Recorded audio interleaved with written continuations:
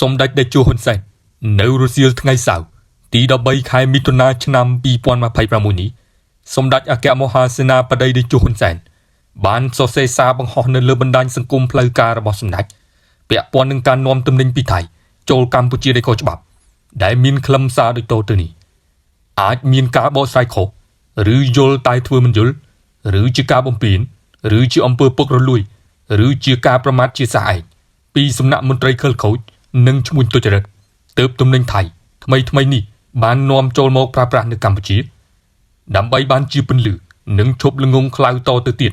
ខ្ញុំសូមចង្អុលប្រាប់ចំណុចសំខាន់មួយគឺពេលណាព្រំដែនគោករវាងកម្ពុជាថៃនៅតែបិទគ្រប់មុខទំនិញទាំងអស់ដែលនាំចូលឆ្លងកាត់ព្រំដែនគោកគឺជាទំនិញខុសច្បាប់ជាទំនិញរត់ពន្ធ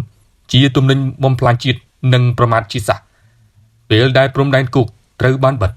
មនុស្សក៏មិនអាចឆ្លងបានទំនិញក៏មិនអាចឆ្លងបានដែរ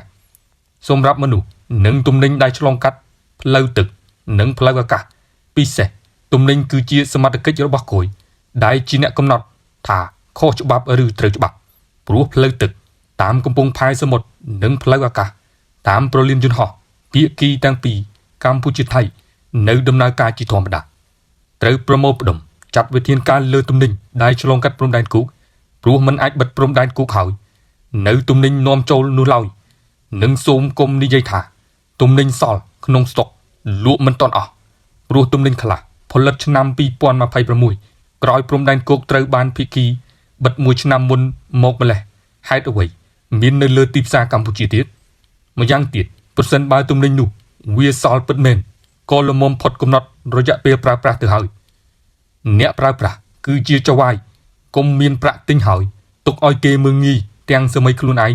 និងជាតិសាសន៍ទៀតពីខ្ញុំបាទសេងខ្មែរ